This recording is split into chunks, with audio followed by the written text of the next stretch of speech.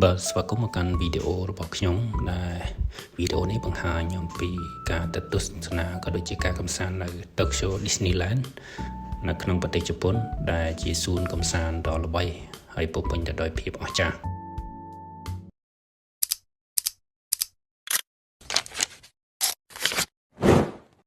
ចឹងដើម្បីទៅកម្សាន្តនៅទីនោះបានគឺទាមទារយើងទិញសំបុត្រដែលសំបុត្រយើងអាចទិញតាមអនឡាញ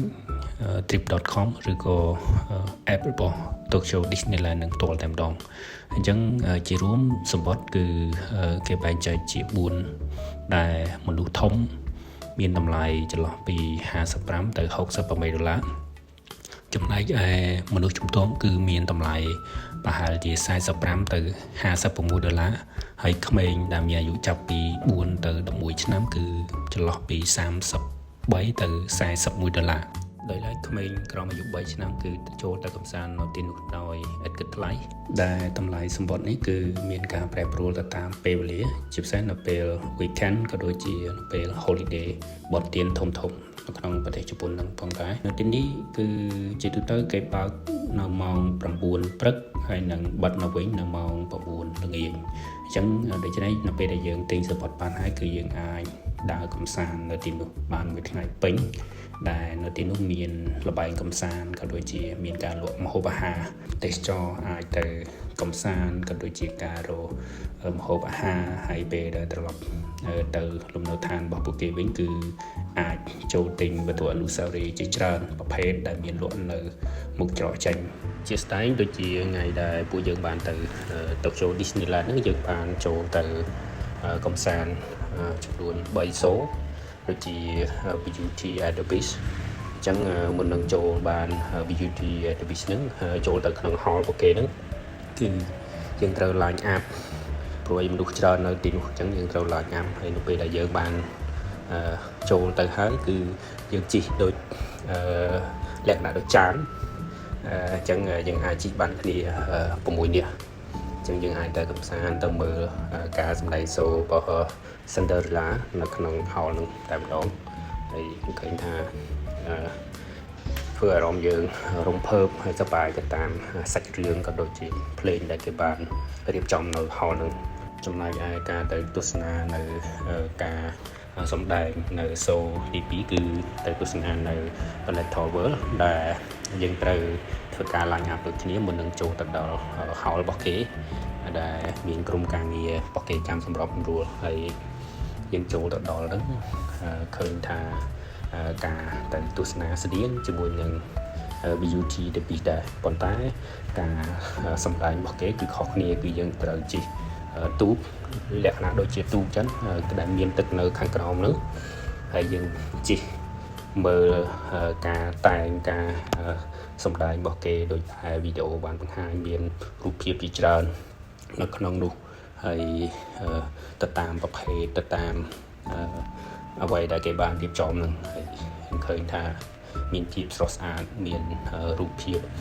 តុក្កតាផ្សេងមានសត្វមានអីហើយដែលជាពិសេសក្មេងៗគឺគាត់ចាប់អារម្មណ៍ជាខ្លាំងទៅលើការសម្ដែងនេះដោយសារធ្វើតម្រូវទៅតាមអាយុរបស់ពួកគាត់ហើយការកំសាន្តរបស់យើងនៅក្នុង Little World ក៏ដល់ទីបញ្ចប់ហើយទូកដែលយើងជិះបានមកដល់ចំណុចចុងក្រោយដែលយើងរងចាំចេញពី Hall Little World ហ្នឹងគឺទៅការសម្ដែងសូរបន្ទាប់ទៀតនៅក្នុង Disneyland ហ្នឹងបន្ទាប់មកទៀតពួកខ្ញុំបានទៅកំសាន្តនៅលើរទេះភ្លើង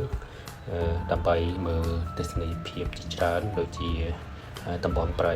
ភាគខាងលិចនៃអាមេរិកពិភពនៃ dinosaur សម័យបុរាណហើយនិងព្រៃអាហ្វ្រិកដែលមានសត្វព្រៃជាច្រើនដែលស្ថិតនៅតាមផ្លូវរបស់រទេះភ្លើងនឹងហើយតំបន់នេះគេហៅថា Western River យើងជិះរទេះភ្លើងហើយរទេះភ្លើងនឹងគ្រាប់យឺតធ្វើឲ្យយើងអាចមើលឃើញទេសភាពនិងអាចថតរូបបានយ៉ាងស្រួលហើយជាពិសេសគឺមានសំឡេងពន្យល់ជាភាសាជប៉ុននិងមានតន្ត្រីទៅតាមសាច់រឿងផ្សេងដែលបានបង្ហាញនៅតាមផ្លូវរទេះភ្លើងហ្នឹងដែលធ្វើឲ្យអ្នកធ្វើដំណើរហ្នឹងកាន់តែមានភាពសប្បាយរីករាយនិងមានអារម្មណ៍ថារស់រវើកហើយ មែនទែនទៅ Western River ហ្នឹងគឺសំស្របបំផុតសម្រាប់គ្រប់វ័យមិនថាវ័យក្មេងវ័យជំទង់ឬក៏វ័យណាទេគឺសំស្របដោយសារតែការតុបតែងការសម្ដែងរបស់គេហ្នឹងគឺល្អឥតខ្ចោះដែលធ្វើឲ្យយើងមានអារម្មណ៍ថាសប្បាយរីករាយនិងពោពេញទៅដោយភាពស្រមៃនិងតែម្ដងអញ្ចឹងជាក់ស្ដែងដូចនេះបង្ហាញអំពី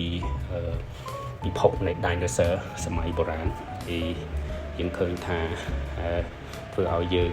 សម័យទៅដល់សម័យកាល dinosaur ដែលមាន dinosaur ជាច្រើនប្រភេទនៅក្នុង zoo ហ្នឹងឃើញមាន dinosaur ទាំងកវែងកខ្លីមានទាំងស្លាបហើយមានទាំង dinosaur តូច dinosaur ធំជាដើមហ្នឹងហើយក្នុងនោះក៏មានបង្ហាញនៅទស្សនីយភាពជាកប៉ាល់បុរាណដែលប្រៀបដូចជាកប៉ាល់ Titanic អញ្ចឹងវាធ្វើឲ្យយើងជិះទេភ្លើងហ្នឹងអារម្មណ៍យើងសប្បាយទៅតាមទេសនីយភាពនឹងផងដែរហើយមួយថ្ងៃពេញនៃការដើរកម្សាន្តរបស់យើងគឺបានបញ្ចប់អញ្ចឹងដល់ពេលយប់ពួកយើងបានទៅមើលការតាំងបង្ហាញនៅភ្លើងពណ៌ក៏ដូចជារូបភាពតុក្កតាមួយចំនួនដែលស្ថិតនៅក្នុងប្រាសាទ Disneyland ហ្នឹងគឺភ្លើងពណ៌មានជាច្រើនពណ៌ហើយគឺភ្លើងក៏ដូចជាតុក្កតាបង្ហាញគឺលោតទៅតាមភ្លេងហើយចុងបញ្ចប់គឺពួកយើងបានត្រឡប់មកច្រកចេញវិញគឺមកមើលការតាំងបង្ហាញភ្លើងពណ៌នៅក្នុង